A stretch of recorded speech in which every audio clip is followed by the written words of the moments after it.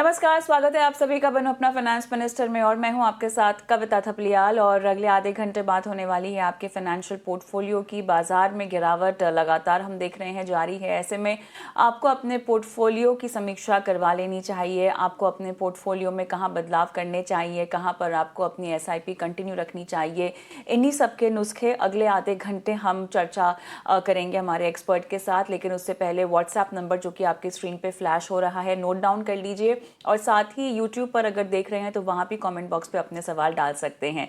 अभिजीत चौकसी हमारे आज के मेहमान हैं जो आज आपको सलाह देंगे आपके फाइनेंशियल पोर्टफोलियो पर। अभिजीत नमस्कार, गुड इवनिंग, स्वागत है आपका हमारी इस पेशकश में। शुरुआत करते हैं। सुखविंदर सिंह मोहाली से अपना सवाल इन्होंने भेजा है, वो लेते हैं। पोर्टफोलियो रिव्यू करवाना चाहते हैं और 10 से 15 साल तक इनकी निवेश करने की मंशा भी है। फिलहाल 50 साल की इनकी उम्र है। ICICI Pru large and mid cap lump sum इन्होंने निवेश कर रखा है। निप्पॉन इंडिया का निफ्टी 50 इनके पास है, इसमें भी लमसम इन्वेस्टमेंट है। क्वांट स्मॉल कैप में इनकी SIP चल रही है। SBI मिड कैप में भी इनकी SIP चल रही है। SBI इक्विटी हाइब्रिड में भी इनकी SIP है। DSP लार्ज कैप में इन्होंने निवेश कर रखा है। Axis gold and silver passive fund of fund में भी इन्होंने SIP के जरिए निवेश कर रखा है। पोर्टफोलियो की डिटेल्स दी है, clarity in terms of investment horizon भी दे रखी है। गोल हालांकि क्या है, कॉर्पस अगर कोई इकट्ठा करना चाहते हैं तो उसकी जानकारी हमारे पास नहीं है। But on the face of it funds आपको कैसे लग रहे हैं और क्या किसी तरह के बदलाव की ज़रूरत, खास तौर से जहां पे इन्होंने लमसम इन्वेस्ट किया हुआ है वो लगभग एक ही जैसे हैं? एब्सोल्युटली। हाय, गुड इवनिंग। सो गिल जी का पोर्टफोलियो का एक खास बात मुझे ये लगा कि इनकी एक्सपोजर है वो काफी सारे एसेट क्लासेस में है, तो एक वो अच्छी बात है। उनका जो होराइजन है 10 से 15 साल का निवेश का, वो भी एक अच्छी चीज है। लेकिन एक चीज जो मुझे ठीक नहीं लगी वो कि उनमें बहुत सारे डुप्लीकेट फंड्स है। जैसे लार्ज कैप कैटेगरी के 2 फंड्स है, मिड कैप के भी ऐसे है। तो उनको मैं सजेस्ट करूंगा कि वो ऐसे सिमिलर लुकिंग फंड्स जिनके निवेश के रिटर्न सेम रहते हैं उनको वो क्लब कर दे और मैक्सिमम 4 या 5 पोर्टफोलियो ही रखे अपने कॉर्पस में। आई थिंक उनका लार्ज कैप एक्सपोजर जो सिग्निफिकेंट है वो उसको रिड्यूस कर सकते हैं। तो मैं उनको सलाह दूंगा कि एक कोई भी एक ICICI लार्ज या DSP लार्ज दोनों में से एक चूज करे और लार्ज कैप में उतना 30% जितना एलोकेशन रखे। ICICI Prudential mid cap fund और क्वांट स्मॉल कैप में मैं उनको होल्ड करने की सलाह दूंगा। एक्सिस गोल्ड में उन्होंने जो एलोकेशन करा है वो एटलीस्ट 5 to 8% पोर्टफोलियो का ठीक है, ऐसे जो हालात चल रहे करंटली मार्केट्स में उसके हिसाब से गोल्ड में हम क्लाइंट्स को निवेश करवा रहे हैं। बाकी ओवरऑल उनका जो जो डुप्लीकेट फंड्स है उनको मैं उसको कंसोलिडेट करने की सलाह दूंगा और 4 से 5 फंड्स तक वो रिड्यूस कर सकते हैं अपनी पोर्टफोलियो साइज। बाकी ओवरऑल ठीक है। हम्म। अ, कहाँ पे रिड्यूस करना चाहिए पोर्टफोलियो को? जैसे उन मैं ऐसे देख पा रहा हूँ उनका ICICI प्रुडेंशियल लार्ज कैप में है, फिर उनका Nippon India Nifty 50 index fund है। तो अभी निफ्टी 50 इंडेक्स फंड और large cap generally same type के रिटर्न देंगे, तो वो दोनों को एक क्लब कर सकते हैं। जैसे उनके पास DSP लार्ज कैप भी है, तो ये तीनों लार्ज कैप में वो कोई भी एक चूज कर सकते हैं। जैसे मेरी सलाह होगी निप्पॉन इंडिया निफ्टी 50 में वो क्लब कर दे तीनों को। फिर उनके पास SBI मिड कैप है और अभिजीत, दो में तो इन्होंने लमसम इन्वेस्टमेंट किया है और DSP में मेरे ख्याल से इनकी SIP चल रही है। तो लमसम निवेश तो अब वो हो चुका है, तो उसमें से निकल जाने की बात आप कह रहे हैं क्या? हाँ, बिकॉज ओवरऑल एक्सपोजर जो है वो लार्ज कैप में काफी ज्यादा लग रहा है, तो मैं सजेस्ट करूंगा कि उनका लमसम वो कंटिन्यू कर सकते हैं। लेकिन जो ओवरलैपिंग फंड्स है जैसे कि SBI मिड कैप फंड हो गया, तो एटलीस्ट वो उसमें से 2 मिड कैप फंड में से कोई भी एक फंड सिलेक्ट कर सकते हैं। मिड कैप तो एक ही है, क्वांट का एक स्मॉल कैप है, SBI mid cap, SBI equity hybrid है और DSP का लार्ज कैप है जिसमें SIP चल रही है। हाँ, वो कंटिन्यू कर सकते हैं, करेक्ट। वो लार्ज कैप और उनकी जो SIPs है वो कंटिन्यू कर सकते हैं और लमसम को भी वो रख सकते हैं, उसमें कोई चेंजेस नहीं मैं सजेस्ट करूंगा। तो फिलहाल पोर्टफोलियो के लेवल पर, फंड के लेवल पे कोई बदलाव नहीं, कहीं से निकले नहीं, कुछ और ऐड नहीं करें। हाँ, कुछ ऐड नहीं करें, सिर्फ उनका जो गोल्ड और सिल्वर का एक्सपोजर है वो ओवरऑल पोर्टफोलियो के 10% से ज्यादा ना हो, उसकी सलाह मैं दूंगा। तो 10% तक वो कर सकते हैं। चलिए ठीक है, अपने निवेश को आप जारी रखिएगा। थोड़ा सा हैवी आपका पोर्टफोलियो लार्ज कैप की तरफ है, जो कि इस तरह के बाजार में होना भी चाहिए, बट ओवरऑल डाइवर्सिफिकेशन का एक प्रिंसिपल जो कि आपको फॉलो कर लेना चाहिए। आगे बढ़ते हैं, अगला सवाल नील गोस्वामी का लेंगे दिल्ली से। इनकी उम्र 48 साल की है और इन्होंने 7 म्यूचुअल फंड्स में निवेश कर रखा है। बंधन, क्वांट, मोतीलाल ओसवाल, इन्वेस्को का मिड कैप भी इनके पास है। अच्छा, बंधन का स्मॉल कैप है, क्वांट का भी स्मॉल कैप है, Motilal Oswal mid cap, Invesco का भी मिड कैप है, निप्पॉन इंडिया का लार्ज कैप है, निप्पॉन इंडिया मल्टी कैप भी इनके पास है, जेएम का फ्लेक्सी कैप भी है। रिटायरमेंट के लिए इन्हें पैसे इकट्ठा करने हैं, 10 साल का समय है और 40,000 रुपये हर महीना इन्वेस्ट करने की कोशिश करते हैं। फिलहाल वैल्यू 10 लाख की है पोर्टफोलियो की। क्या किसी बदलाव की ज़रूरत है या नहीं, ये जानना चाहते हैं आपसे। ओके, ओवरलैपिंग है और स्मॉल कैप के 2 फंड ले रखे हैं, एक में से तो निकला ही जा सकता है डेफिनेटली। मिड कैप के लिए भी मेरे ख्याल से और लार्ज कैप के भी 2 फंड्स हैं इनके पास, and then he has a multi cap also. इन्होंने कोशिश की है कि हर कैटेगरी में अपने आप को जो है शामिल कर लिया जाए पोर्टफोलियो के लिहाज से, but this can be a case of over diversification also. कैसे देखते हैं आप अभिजीत? Yes, absolutely. इन्होंने भी सेम चीज़ करी है कि मल्टीपल फंड्स लिए हैं सेम कैटेगरीज के। तो उनको मैं सलाह दूंगा कि एटलीस्ट सिर्फ 4 फंड्स में कंसोलिडेट कर दे पोर्टफोलियो। जैसे लार्ज कैप एक्सपोजर के लिए Nippon India large cap fund में वो कर सकते हैं। उनके पास जो लार्ज कैप फंड है उनमें से कोई भी एक, तो निप्पॉन इंडिया मेरी चॉइस रहेगी। फिर जेएम फ्लेक्सी कैप फंड में भी वो कर सकते हैं और मोतीलाल का मिड कैप रखे और बंधन का स्मॉल कैप रखे। तो वो उनके जो मल्टीपल फंड्स हैं उनको इन 4 में वो कंसोलिडेट करेंगे तो एक बैलेंस्ड पोर्टफोलियो बन जाएगा। और उनकी जो 40,000 की एसआईपी है उनको वो लार्ज कैप में 12,000, फ्लेक्सी कैप में 10, मिड कैप में 10 और स्मॉल कैप में 8,000 ऐसे रेशियो में डिवाइड करें तो एक फंड लेवल बैलेंस भी हो जाएगा।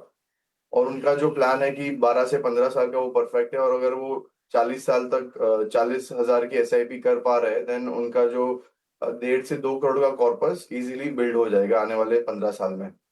और अगर वो 10% स्टेप अप कर पा रहे हैं तो जो फाइनल आउटकम है वो ऑलमोस्ट मोर देन 2 टाइम्स हो जाएगा। चलिए, तो आपको ये सलाह दी जा रही है, थोड़ा सा कंसोलिडेट कीजिए अपने पोर्टफोलियो को।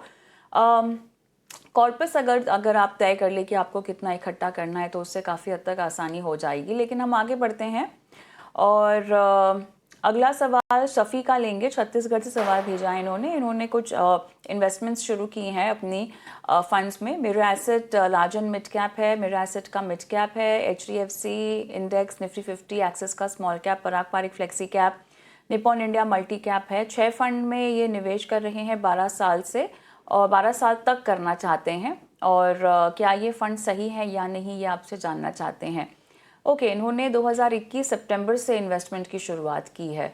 सो ऑलराइट शफ़ी, अच्छा कि आपने शुरुआत कर ली अपने इन्वेस्टमेंट्स को लेकर। कैटेगरीज तो सही हैं पर मेरे ख्याल से फंड्स बेहतर चुने जा सकते हैं।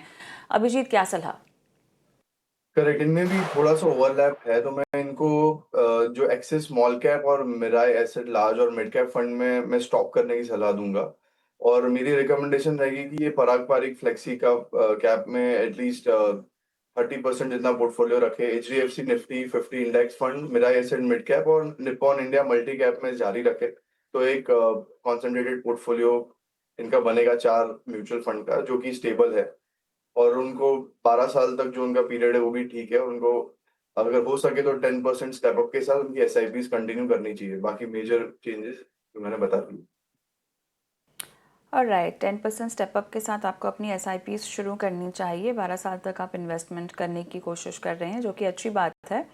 Alright Shafi, all the best. हम आगे बढ़ेंगे और समाधान खान का हम सवाल लेंगे। इन्होंने भी अपनी पोर्टफोलियो की डिटेल्स हमको भेजी है। 46 ईयर्स ओल्ड और ये रिटायर हो रहे हैं इसी साल जून में। और पोर्टफोलियो में इन्होंने जो है 2024 से एसआईपी शुरू कर रखी। Bandhan small cap, Quant small cap, HDFC multi cap, ICICI Pru technology, SBI contra, SBI small cap, SBI PSU. अभी तक इनके पोर्टफोलियो में कुछ पैसे जमा हुए, लेकिन ये फंड सही है या नहीं और लमसम भी इन्वेस्ट करना चाहते हैं, कहाँ करें, ये भी इनका सवाल है। ओके, शुक्रिया अपना सवाल भेजने के लिए। थोड़ा सा मेरे ख्याल से टाइट है सिचुएशन बिकॉज बहुत ही हैवी इक्विटी ओरिएंटेड है पोर्टफोलियो। कुछ ही महीनों में अब आप रिटायर भी हो जाएंगे, इस पोर्टफोलियो से क्या आपको रिटायरमेंट से पैसों की ज़रूरत है या नहीं, उसकी क्लैरिटी हमारे पास नहीं है। बहुत सारे एस्पेक्ट्स हैं इस सवाल के जो कि क्लियर नहीं है मेरे पास, बट अज्यूमिंग अभी जीत के इनको ये पोर्टफोलियो लगेगा रिटायरमेंट के बाद, जो कि अभी जून में ही है, तो अब क्या करना चाहिए, पोर्टफोलियो को कैसे चेंज करना चाहिए? एब्सोल्युटली, ताकि वो 1 साल में रिटायर हो रहे हैं तो बहुत ही ज़्यादा अग्रेसिव लग रहा है पोर्टफोलियो। तो बहुत ज़्यादा बदलाव इसमें ज़रूरी है। सबसे पहले तो मैं उन्हें सजेस्ट करूँगा कि जो मेजर इनका एक्सपोज़र 3 स्मॉल कैप फंड्स में है, वो उसमें से वो एग्ज़िट कर जाए। जैसे बंधन स्मॉल कैप बॉन्ड और एसबीआई स्मॉल कैप में एक टाइम के लिए एग्ज़िट करना ठीक रहेगा। उनके बदले में एक लो रिस्क इन्वेस्टमेंट जो है, जैसे कि बैलेंस एडवांटेज फंड्स हो गया या फिर शॉर्ट ड्यूरेशन डेट फंड्स हो गया या फिर सीनियर सिटीजन सेविंग स्कीम्स है, उसमें वो शिफ्ट हो सकते हैं। ओवरऑल राइट नाउ प्रायोरिटी है कैपिटल प्रोटेक्शन, ना कि aggressive exposure to the stock market, specially in small and mid caps. उनका अगर रिटायरमेंट का लक्ष्य है, उसको ध्यान में रखते हुए, और उनको जो लमसम भी करना है तो वो भी एक पारंपरिक फ्लेक्सी कैप में वो लमसम कर सकते हैं। और ओवरऑल अपना स्मॉल और मिड कैप में से एक्सपोज़र काफ़ी तक हद तक उनको रिड्यूस करना चाहिए। अब नहीं, रिड्यूस करने का मतलब क्या है? निकल जाएँ उस फंड से, बिकॉज़ 2 स्मॉल कैप है इनके पास, एक मल्टी कैप है, एक टेक्नोलॉजी फंड भी ले रखा है, तो अब फंड वाइज़ बताइए रणनीति क्या होगी? राइट, जैसे टेक्नोलॉजी फंड है तो ये भी एक थीमेटिक फंड है, तो वो भी बहुत हाई रिस्क अग्रेसिव कैटेगरी में आता है। उनके पास 3 स्मॉल कैप फंड्स है, 2 स्मॉल कैप फंड्स है, बंधन और क्वांट, और इनफैक्ट 3 है, एसबीआई भी है। तो ये तीनों में से कोई भी एक फंड में वो 10% जितना एलोकेशन कर सकते हैं। बाकी के में से वो कंप्लीट उनको एग्ज़िट करना पड़ेगा। दूसरा मैं सजेस्ट कर रहा हूँ कि पारंपरिक फ्लेक्सी कैप में करें और ज़्यादातर लार्ज कैप में एक्सपोज़र रखें। जो कि उनके पास लार्ज कैप एक भी फंड नहीं है, तो मैं उनको ऐड करने की सलाह दूँगा, आईसीआईसीआई एक लार्ज कैप फंड भी ऐड कर दे, ताकि पोर्टफोलियो को हमें ज़्यादा अग्रेसिव से थोड़ा स्टेबल और डिफेंसिव की तरफ मूव करना है। तो ये मेरा सजेशन रहेगा। पीएसयू फंड भी है इनके पास एसबीआई का।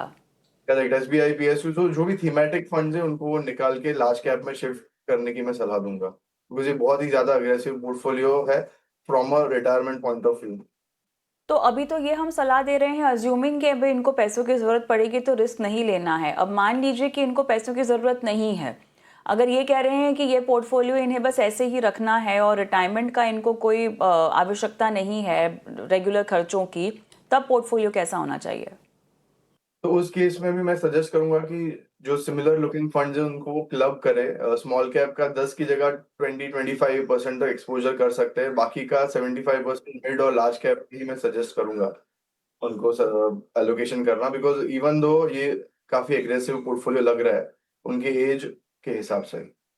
और थोड़ा बहुत उनको शॉर्ट ड्यूरेशन डेट फंड्स या फिर सीनियर सिटीजन सेविंग स्कीम्स में भी at least 10% each of the portfolio के हिसाब से एलोकेशन करना चाहिए, जो कि बहुत स्टेबल और सेफ्टी कंपोनेंट ज़्यादा है उसमें।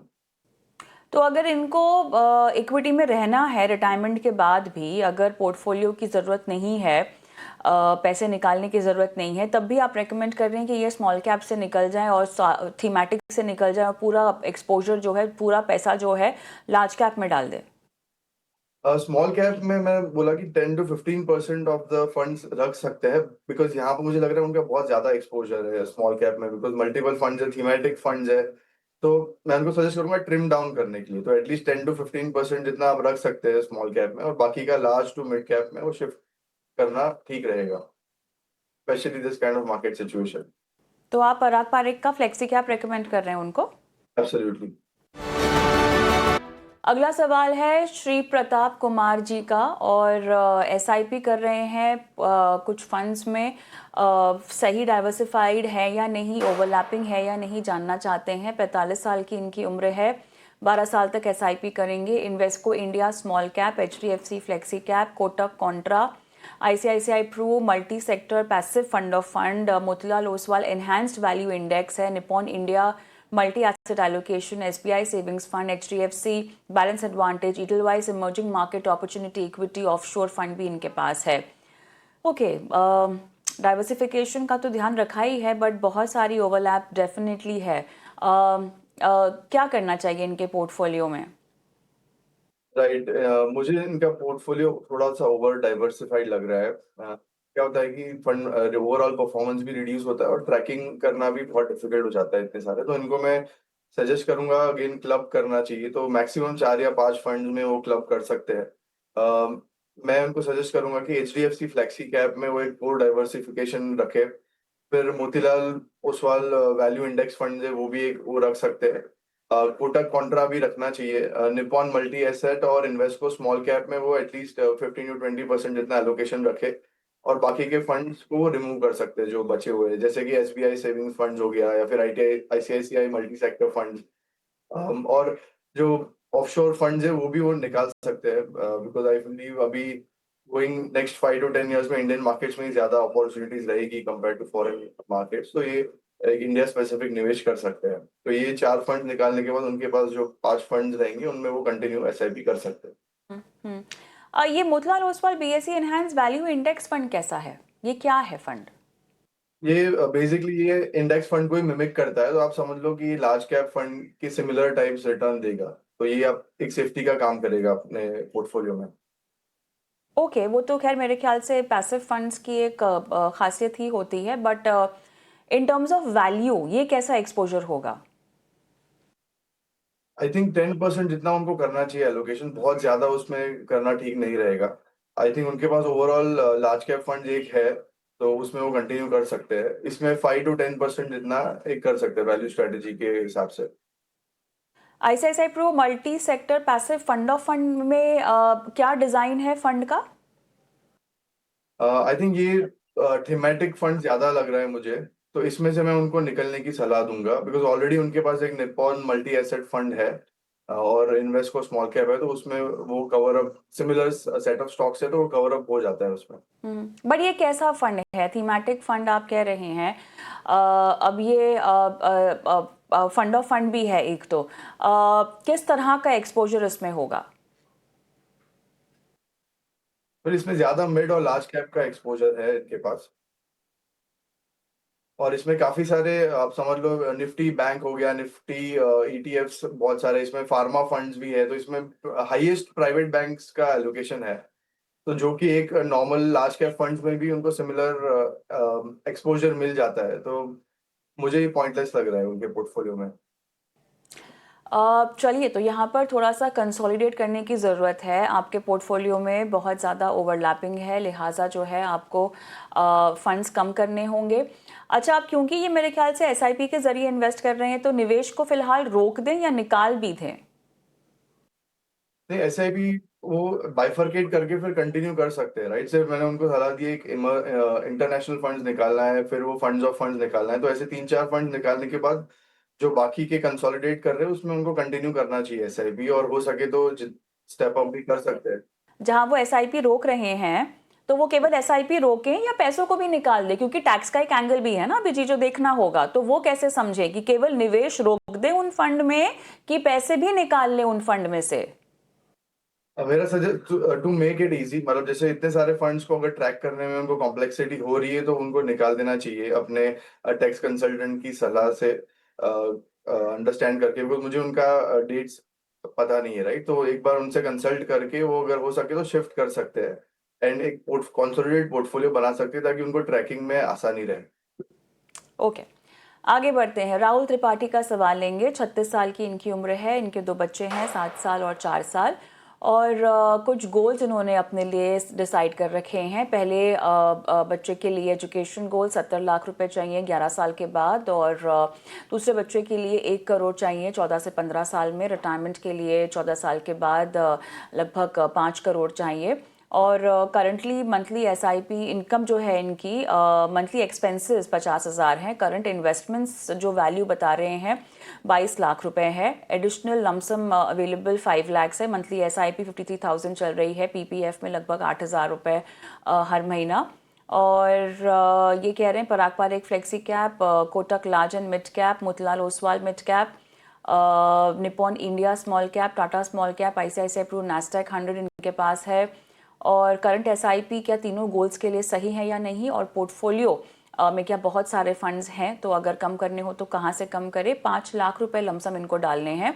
और रियलिस्टिक एक्सपेक्टेशन है क्या रिटायरमेंट के लिए? 50 में इनको अगर रिटायर होना है, तो क्या ये गोल पर्याप्त है, अचीव हो पाएंगे या नहीं? अभिजीत। करेक्ट। तो इनके गोल्स भी मैंने स्टडी करे और इनके जो पोर्टफोलियो का मिक्स है वो काफी वेल बैलेंस लग रहा है। सिर्फ एक ही सजेशन है छोटा सा कि उनमें दो स्मॉल कैप फंड्स है जो कि ओवरलैप क्रिएट कर रहे हैं। तो उनमें से कोई भी एक स्मॉल कैप फंड की मैं उनको सलाह दूंगा। तो उनका ओवरऑल पोर्टफोलियो पराग पारिक फ्लेक्सी कैप है, वो भी कोर फंड है तो वो एक स्टेबल है। Kotak large and mid cap भी सही है। निप्पॉन स्मॉल कैप रख सकते हैं वो, और इंटरनेशनल डाइवर्सिफिकेशन के लिए उन्होंने नास्डैक 100 रखा है, वो भी ठीक है। टाटा स्मॉल कैप में वो एग्जिट ले सकते हैं, और लमसम 5 लाख के लिए एक इंडेक्स फंड या फिर पराग पारिक में वो कर सकते हैं। और उनका जो गोल है 5 करोड़ का 14 साल में, उसके लिए उनको एटलीस्ट 90 हजार से 95,000 की SIP ठीक रहेगी। तो अभी जो उनका 53,000 का है वो इनफ नहीं रहेगा, तो उसके लिए वो अगर 10% स्टेप अप कर पा रहा है कंसिस्टेंटली, देन उनका जो गोल है वो अचीवेबल लग रहा है विद करंट SIPs। नहीं, लेकिन अभी की जो SIP है अभिजीत, उसमें तो उनके तीनों गोल्स के लिए जा रहा है ना पैसा। पहले बच्चे के लिए 70 लाख चाहिए, दूसरे बच्चे के लिए 1 करोड़ चाहिए, रिटायरमेंट के लिए 5 करोड़ चाहिए। तो 53,000 रुपए की जो SIP फिलहाल चल रही है वो तो तीनों गोल्स में डिवाइडेड है। रिटायरमेंट के लिए अकेले उनको 90 हजार की SIP करनी पड़ेगी, लेकिन बाकी के दो गोल्स क्या अचीव होंगे इस इन्वेस्टमेंट से? नहीं, बहुत मुश्किल लग रहा है। ऐसा स्टेप अप करने की से भी मुश्किल लग रहा है, तो उनको एटलीस्ट एडिशनल मुझे लग रहा है 50 to 60,000 की SIPs उनको इसमें ऐड करनी पड़ेगी तब, और उसमें भी अगर स्टेप अप कर पा रहे हैं तब जाके ओवरऑल उनके गोल्स अचीव होंगे। करंट जो SIPs है वो बहुत कम है, या फिर उनको अपना टाइम होराइजन बढ़ाना पड़ेगा। खैर, बच्चों की पढ़ाई लिखाई का टाइम होराइजन तो आई डाउट वो वो ले पाए, आगे एक्सटेंड कर पाएंगे, क्योंकि 11 साल में बच्चे की पढ़ाई के लिए अगर चाहिए पैसे तो उसको तो पोस्टपोन नहीं किया जा सकता। कौन सा गोल अचीवेबल होगा? Approximate amount, sorry, approximate amount अगर जानना है मुझे, 11 साल में दोनों बच्चों के लिए, जो एक तो 11 साल और 14 से 15 साल, कितना इस निवेश से वो इकट्ठा कर पाएंगे? एटलीस्ट 2.5 to 3 करोड़ जितना मुझे लग रहा है कि अगर वो 53,000 प्लस 10% स्टेप अप अगर ऐड कर पा रहे हैं तो 2.5 to 3 करोड़ का वो फंड्स अटेन कर पाएंगे। और फिर वो गोल अटेन होने के बाद बाकी का जो उनका रिटायरमेंट का कॉर्पस है वो भी जो उनका टारगेट है 5 करोड़ का वो नहीं अचीव होगा, बट एटलीस्ट मुझे लग रहा है 1.5 से 2 करोड़ जितना वो कर पाएंगे अटेन, अगर वो कंसिस्टेंटली कंटिन्यू कर रहे हैं विद स्टेप अप। चलिए, तो यहाँ पे थोड़ा सा अलाइनमेंट को लेकर आपको ध्यान देना होगा, स्टेप अप कीजिए अपनी SIPs को। नरेश कुमार जी का सवाल लेंगे। इनको 1.5 करोड़ रुपए इकट्ठा करने हैं, SIP शुरू करनी है, 20,000 से शुरू कर सकते हैं। PPF में ऑलरेडी इनके पास कुछ जमा है पैसे जो आ जाएंगे, और बाकी इन्होंने अपना डेट मार्केट में, फिक्स इनकम में, फिक्स डिपॉजिट्स भी इनके पास है, शेयर मार्केट में 16.5 लाख रुपए इन्होंने रखे हुए हैं, डायरेक्ट इन्वेस्ट कर रहे हैं। ये FD सरेंडर करके क्या आगे म्यूचुअल फंड में जाएं, या उन पैसों को जो है वहीं पर निवेशित रखें? रणनीति के लिहाज से इनको जानना है। करेक्ट। तो नरेश कुमार जी का गोल है 1.5 करोड़ का, और उनके पास है अराउंड 1. उनका मेच्योरिटी है 2029 PPF का, 20,000 की SIPs है। जो कि 12 साल में अगर हम बेसिक कैगर भी पकड़े तो 55-60 लाख वो अटेन कर पाएंगे SIPs के थ्रू। उनका जो एग्जिस्टिंग नेटवर्थ है 46 लाख का, तो भी अपने गोल से कुछ 41 लाख वो दूर है। इसका सॉल्यूशन यही है कि अगर वो 10% स्टेप अप ऐड कर रहे हैं तो इजीली अपने गोल पे अचीव कर पाएंगे। उनका क्वेश्चन था अगर FD को उनको ब्रेक करना है, तो इट डिपेंड्स कि अगर उनके पास ऑलरेडी एक इमरजेंसी फंड है तो वो FD को ब्रेक कर सकते हैं। अगर नहीं है तो कुछ हिस्सा FD का हमेशा इमरजेंसी फंड्स में रखना चाहिए। अगर मैं अज्यूम कर रहा हूँ उनके पास ऑलरेडी है तो वो पार्शली उसको ब्रेक करके एक लार्ज कैप फंड्स में डाल सकते हैं, स्पेशली जो अभी का मार्केट्स के माहौल है तो उसमें एक अच्छी अपॉर्चुनिटी मिल रही है हमें एक लॉन्ग टर्म के हिसाब से निवेश करने की। तो वो पार्शली FD को ब्रेक करके एक लार्ज कैप फंड जैसे कि निप्पॉन इंडिया लार्ज कैप या फिर ICICI लार्ज कैप फंड में 40 to 50% जितना एक्सपोजर डाल सकते हैं। और अगर उनको विदाउट स्टेप अप इंक्रीज करना है तो उनको SIP को 30,000 तक इंक्रीज करेंगे तो उनका जो गोल है वो इजीली अचीवेबल लग रहा है।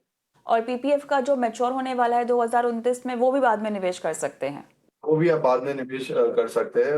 उसको भी फंड मिक्स मैं सजेस्ट करूंगा कि 40% लार्ज कैप और बाकी का मिड और स्मॉल कैप में वो कर सकते हैं। कौन से फंड रेकमेंड करेंगे आप? ICICI large cap, DSP small cap और एसबीआई एक चिल्ड्रंस फंड है, उसका भी मुझे फंड मिक्स और स्टॉक सिलेक्शन काफी अच्छा लग रहा है, तो वो एक मैं सभी को सलाह दूंगा including Naresh ji. But children's fund तो बंद हो रहे हैं, लाइफ साइकिल फंड्स लॉन्च होने की बात हो रही है सामने।